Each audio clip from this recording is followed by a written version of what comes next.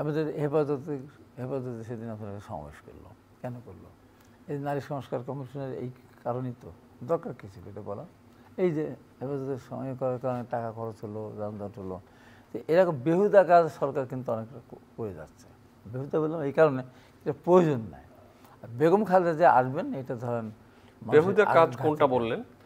বেহুদা কাজ যেমন এই যে নারী সংস্কার কমিশন যেটা করলো, করার কারণে হেফাজত মাঠে নামতে বাধ্য হলো।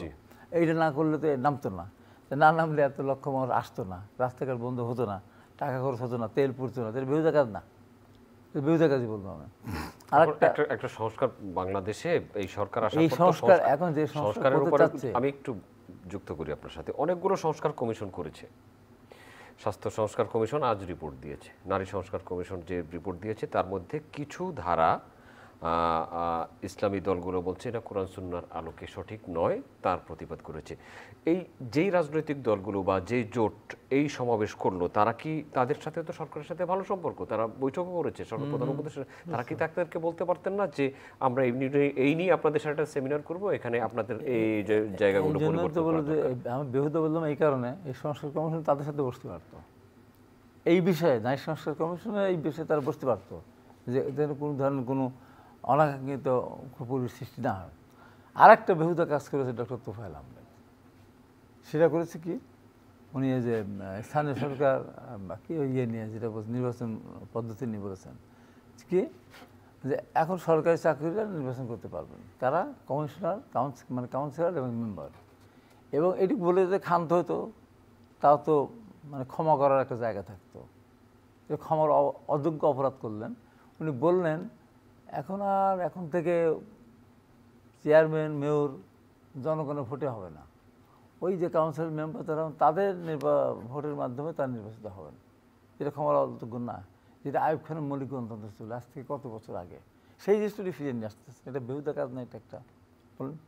তারপরে তো স্থানীয় সরকার বিশেষজ্ঞ, হ্যাঁ, তিনি একটা কথা নিশ্চয়ই বিবেচনা করেই বলেছেন। অবশ্যই বিবেচনা করেন, এটা বেহুদা কাজ। আমার এত বছর আগে আমি যেটা মৌলিক গণতন্ত্র প্রত্যাখ্যান করছি, সেটিও নতুনকে চাপাই দিতে চাচ্ছেন। এবং দুর্নীতির মহা জায়গা। এই যে আপনার এই যে আমরা দেখলাম জেলা পরিষদ নির্বাচন হলো, আমরা তো অংশগ্রহণ করি না, বিরোধী অংশ আমরা নিজেরা কোটি কোটি টাকা, লক্ষ লক্ষ টাকা খেলা হয়েছে। শুধু জেলা পরিষদ চেয়ারম্যান, মেম্বার টেম্বার যারা, সেখানে লক্ষ লক্ষ টাকার আপনার ইয়ে হয়েছে। তাহলে এখন এই কাউন্সিলর আর মেম্বার যে চেয়ারম্যান মেম্বার বানায়, কী বাণিজ্যটা এখানে হবে বলুন তো, কী বাণিজ্যটা হবে? তো এটা একটা ইয়ে কাজ, বেহুদা কাজ না? তারপর উনি বললেন সরকারি কর্মচারী অংশগ্রহণ করতো। তারপর কি বললেন, স্থানীয় সরকারের প্রতিনিধি নাই, নির্বাচনটা হওয়া উচিত। কিসের নির্বাচন হবে এখন? যাতে সংসদ নির্বাচন, কী নির্বাচন হবে? স্থানীয় সরকার কী নির্বাচন করবেন? কতদিন লাগবে? এই যে সমস্ত সংস্কারক্রম যেটা হয়েছে, যেমন আরেকজনকে আলিরাজ সাহেব নাকি কে বললেন যে বাংলাদেশের নাম পরিবর্তন করতে হবে, গণপ্রজাতন্ত্রে। এটা বেহুদা কাজ। আরে বাবা, গণপ্রজাতন্ত্র বাংলাদেশ সরকার তা সারা পৃথিবী চেনে, এটা বাংলাদেশ 71 মুক্তিযুদ্ধের মধ্যে এই দেশটা সৃষ্টি হয়েছে। এখন যখন জনগণই আসবে, 16 কোটি 18 কোটি মানুষ, কি এবার নতুন কোন দেশ আসলো? এই গণ লাগানোর জন্য, কি জন লাগানোর জন্য এই যে কোটি কোটি টাকা খরচ হবে, স্ট্যাম্প থেকে শুরু করে প্যাড সব বন্ধ করতে হবে, সব চেঞ্জ করতে হবে না, সব বন্ধ পরিবর্তন করতে হবে। এটা বেহুদা কাজ না? এই যে বেহুদাপনা কাজ, তারপর গিয়ে সংবিধান ছুঁড়ে ফেলে দাও। 72 সালে এমনি আসছে, 72 সালে সংবিধান আসতে গিয়ে সেই শুরু হয়েছে 52 সালে ভাষা আন্দোলন, রক্ত দেওয়া থেকে শুরু করে। আপনি সংশোধন করেন, ফেলে দেবেন, ছুঁড়ে ফেলে দেবেন।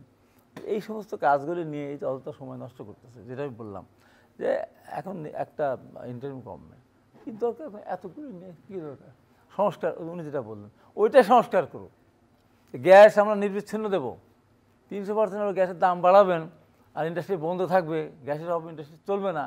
ওইটা সব বাদ দিয়ে আগে এইদিকে থাকা, দুইটা কাজ আগে করতে হবে। প্রথম কাজ হলো যে শিল্প কারখানাগুলো যে স্মুথলি চলে, সেই কারণে আপনার সব কাজে যখন হাত দেন, আপনি এই সেক্টরে হাত দেন। যেমন গ্যাস ফিল্ড আমাদেরকে করতে হবে, গ্যাস এই সেক্টরের দাম কমাতে, শিল্প উদ্যোক্তাদের সহযোগিতা দিতে হবে, চাষিদের আপনার সারের দাম কমাতে হবে, ডিজেলের দাম কমাতে হবে। আমার এলাকার এবার শত শত লিচু বাগানদাররা হাউমাউকের কান্নাকাটি, আপনার কাছে লিচু নাই, আপনার কাছে আসবো। এটা প্রণোদনা দিক। মোহাম্মদ নুরুজ্জামান।